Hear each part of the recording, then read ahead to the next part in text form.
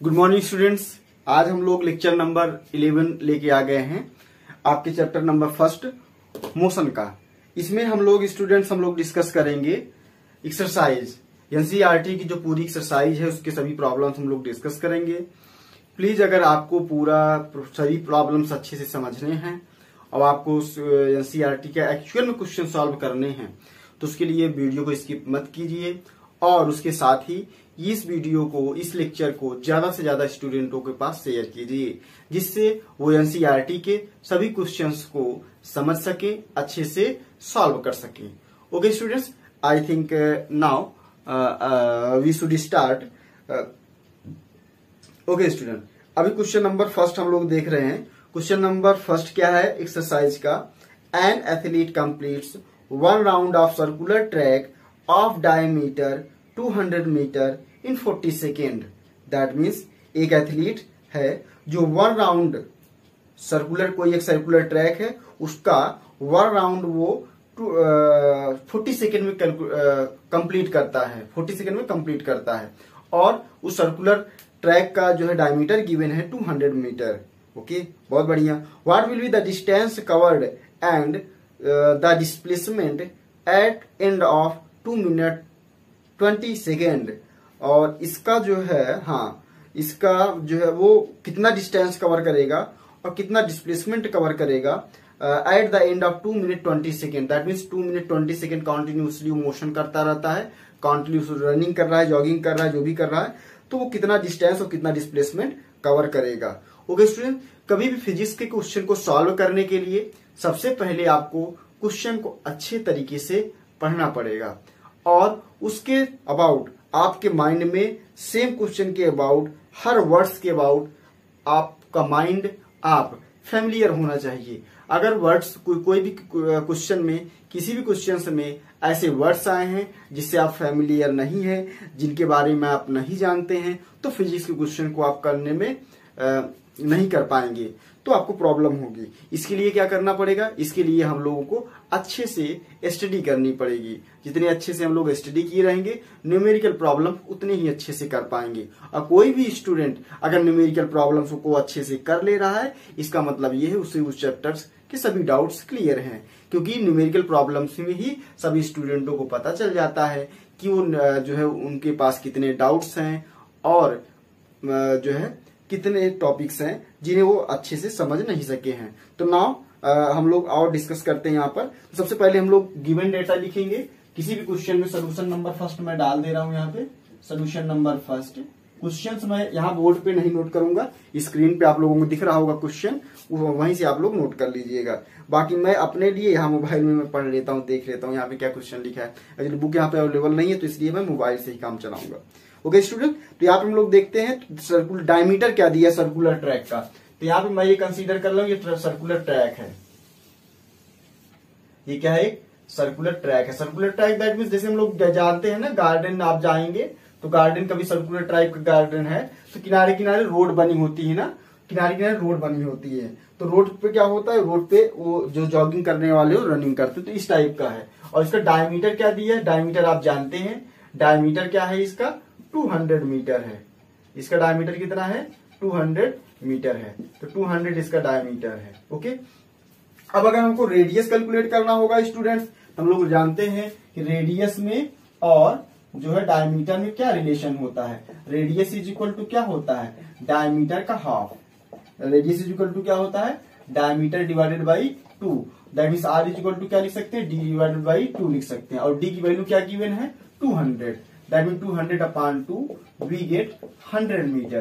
तो इसका रेडियस क्या है? रेडियस दैट मीन्स ये सेंट्रल पॉइंट है, यहां से यहाँ के डिस्टेंस को हम लोग क्या बोलेंगे? रेडियस बोलेंगे। और जो क्या है 100 मीटर है, 100 मीटर है। ठीक है, ये हमको पता चल गया। अब हम लोग क्या करेंगे स्टूडेंट्स? अब हम लोग कैलकुलेट करेंगे इसका टाइमिंग गिवन है। तो टाइमिंग कितना गिवन है? टी इक्वल टू गिवन है ये इस कुछ 40 सेकेंड्स।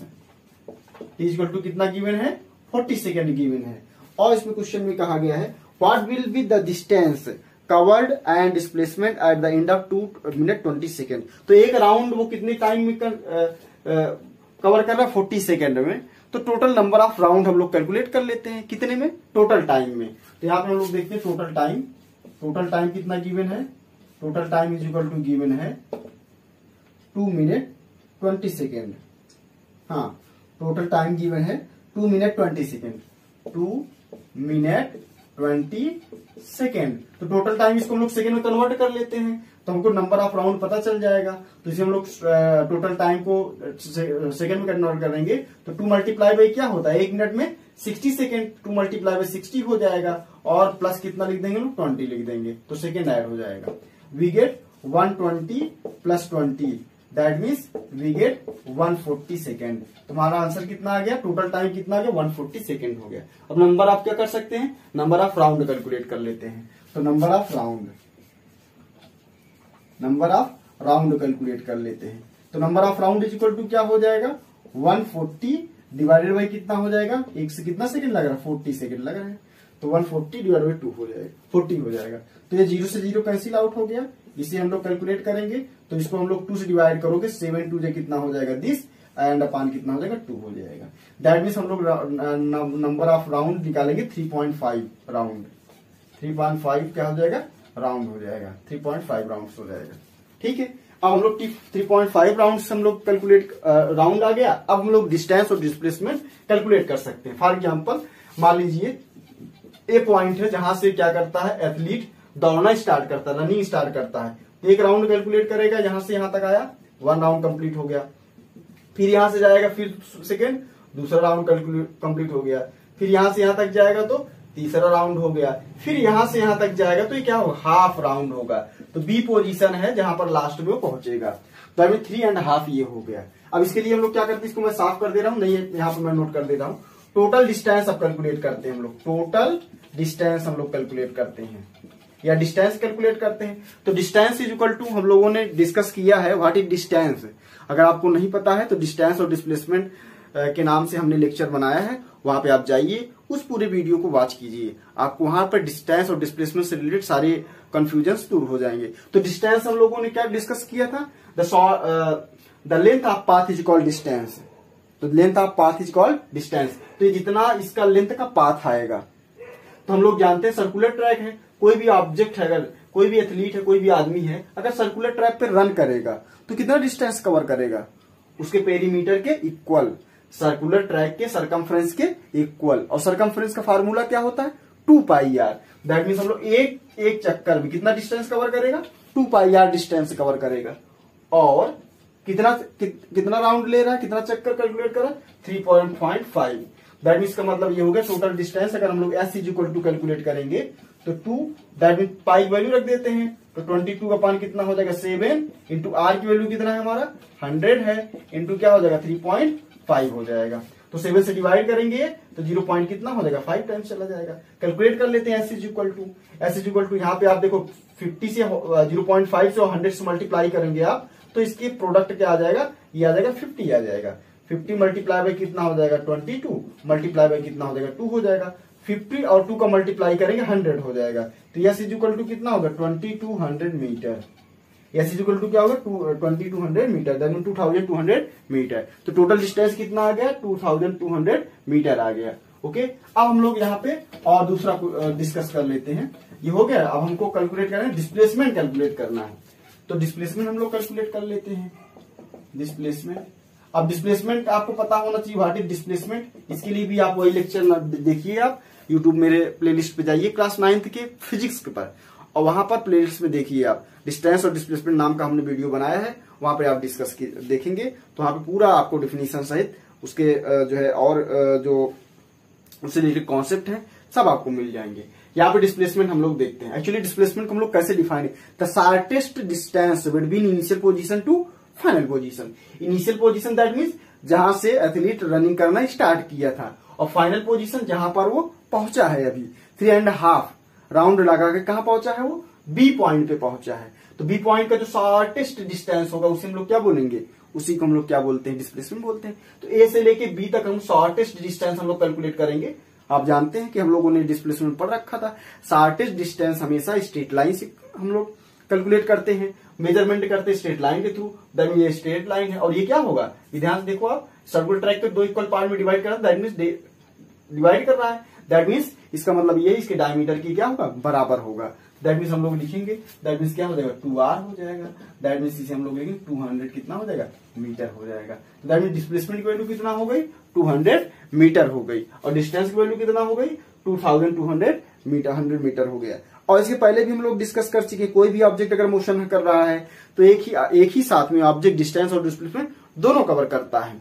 लेकिन उसके लिए हमने बताया था कि डिस्टेंस की वैल्यू जो होती है डिस्प्लेसमेंट से ज्यादा होगी या डिस्प्लेसमेंट के बराबर होगी। उसकी कंडीशन भी हमने लिखाया था आपको, तो उसका कंडीशन जो लिखाया था आप वही लेक्चर में जाइए और उस वीडियो को देखिए, आपके सारे कंफ्यूजन से दूर हो जाएंगे। और इस वीडियो को ज्यादा से ज्यादा स्टूडेंटों के पास शेयर कीजिए।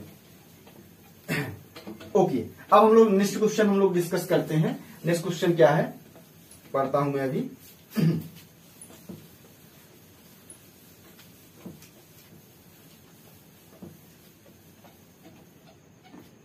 क्वेश्चन नंबर हम लोग सेकेंड देखेंगे। ओके, अब क्वेश्चन नंबर हम लोग सेकेंड देखते हैं। क्वेश्चन नंबर सेकेंड क्या है, Joseph jogs from one end A to another end B of a straight 300 metre road in 2 minutes 30 seconds and then turns around and jogs 100 meter back point C in another 1 minute. What are Joseph's average speeds and velocity in jogging? A from A to B and B from A to C. That means इसका मतलब ये है कि Joseph कोई एक लड़का है जो जॉगिंग कर रहा है और कोई पॉइंट उसमें एक दो पॉइंट दिए हैं, कोई पॉइंट जहां से वो स्टार्ट करता है उस पॉइंट को हम लोग कंसीडर कर लेते हैं। ए पॉइंट से कहां तक जाता है, वो बी पॉइंट तक जाता है, और जिसके बीच का डिस्टेंस कितना है, जिसके बीच का डिस्टेंस 300 मीटर है। और अब यहां तक गया, वो ए टू बी गया, अब रिटर्न भी जोसेफ आएगा, रिटर्न तो आएगा ही ना, रिटर्न आएगा। तो वो रिटर्न आते समय वो किस पॉइंट पहुंचा है, सी पॉइंट पे पहुंचा है, और जहां का डिस्टेंस कितना है 100 मीटर है, बी से कितना डिस्टेंस पे वो 100 मीटर है। तो दैट मीन्स ये गिवन है और इससे रिलेटेड टाइम भी गिवन है, और पहले दिया गया है कि टोटल कितना डिस्टेंस, टोटल टाइम कितना लेता है उसको T1 कंसीडर कर लेते हैं। टोटल टाइम जो लगा A to B, time A to B, या मैं यहाँ पे आप कहेंगे ए बी लिख देता हूँ, ए बी लिख देता हूँ ताकि आपको कंफ्यूजन ना हो। TAB that means A to B जाने में कितना टाइम लगा, तो ए टू बी जाने में कितना टाइम लगा, क्वेश्चन में गिवन है 2 मिनट 30 सेकेंड। तो इसका कितना टाइम ले रहा है 2 मिनट 30 सेकेंड ये कवर कर रहा है वहां से वहां तक जाने में। उसके बाद और रिटर्न आने में, बी टू सी में आने में उसे 1 मिनट का टाइम लग रहा है। तो बीसी में लिख देता हूँ, टीबीसी लिख दिया, बी से सी तक आने में कितना टाइम लगेगा, दैट मीन्स 1 मिनट लगेगा।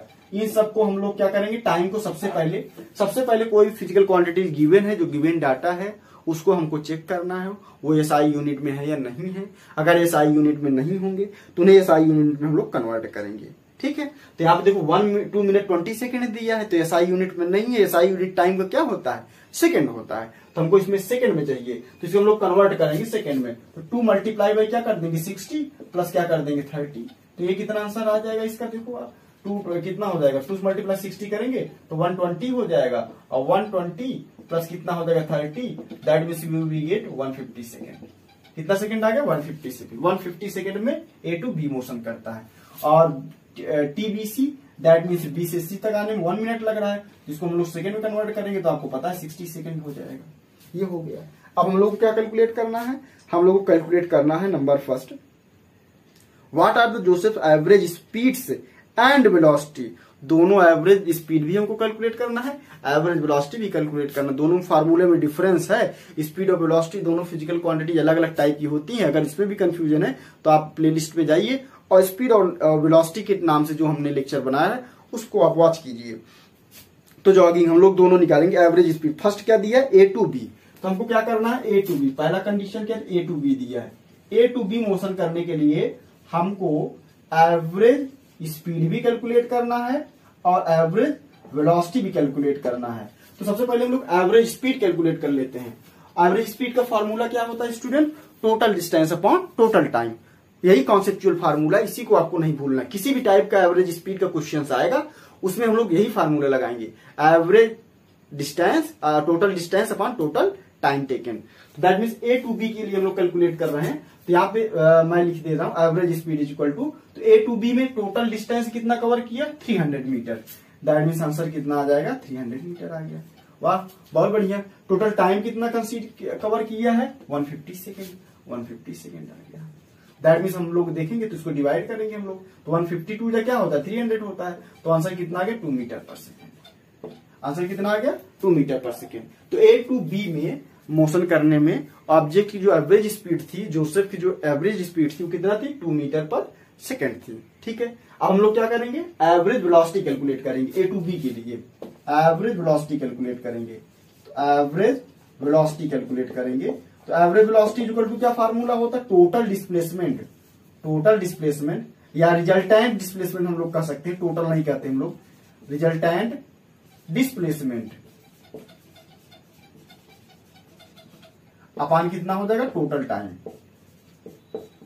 टोटल टाइम हो जाएगा। तो रिजल्टेंट डिस्प्लेसमेंट दैट मींस, अब देखो ध्यान से देखो आप क्वेश्चन में सीधे सीधे गिवन है कि स्ट्रेट लाइन मोशन कर रहा है, ये स्ट्रेट पाथ में मोशन कर रहा है। और हम लोगों ने देखा था कंडीशन में, क्या कंडीशन थी कि अगर कोई भी ऑब्जेक्ट स्ट्रेट पाथ में मोशन करता है और ऑब्जेक्ट अपना डायरेक्शन चेंज नहीं करता है तो ऑब्जेक्ट का डिस्टेंस और डिस्प्लेसमेंट क्या होगा सेम होगा। तो ये स्ट्रेट पाथ पे मोशन कर रहा है जोसेफ ए टू बी के लिए, तो इसका मतलब वो डायरेक्शन को चेंज नहीं कर रहा है, तो उसका जो डिस्टेंस था वही क्या होगा डिस्प्लेसमेंट भी होगा। दैट इसका मतलब क्या होगा, इसका मतलब ये हो जाएगा 300, कितना डिस्प्लेसमेंट होगा 300 हो जाएगा। और टोटल टाइम तो सेम ही रहेगा दोनों के लिए। दैट मीन्स कितना लिखेंगे 150 लिखेंगे, तो कैंसिल आउट हो जाएगा, तो यही 2 मीटर पर सेकेंड आ जाएगा। ध्यान से देखो आप, हम लोगों ने पहले भी डिस्कस कर लिया है, कोई भी ऑब्जेक्ट अगर स्ट्रेट पाथ पे मोशन कर रहा है, दैट मीन्स ऑब्जेक्ट मोशन करते समय डायरेक्शन में चेंज नहीं ला रहा है, तो उसका डिस्टेंस और डिस्प्लेसमेंट सेम होंगे, उसके साथ साथ उसकी वेलोसिटी और स्पीड भी क्या होंगे सेम होंगे। दैट मीन्स अब यहाँ पे हम लोगों को प्रैक्टिकल देख भी लिया कि ऑब्जेक्ट स्ट्रेट पाथ पे मोशन कर रहा है, उसकी स्पीड भी 2 मीटर पर, एवरेज स्पीड भी 2 मीटर पर सेकेंड आ रही है, और उसकी जो है एवरेज वेलोसिटी भी 2 मीटर पर सेकेंड आ रही है। ठीक है, वीडियो को वॉच कीजिए, आप नोट कर लीजिए। ओके, और हम लोग सेकेंड अब पॉइंट को डिस्कस करते हैं।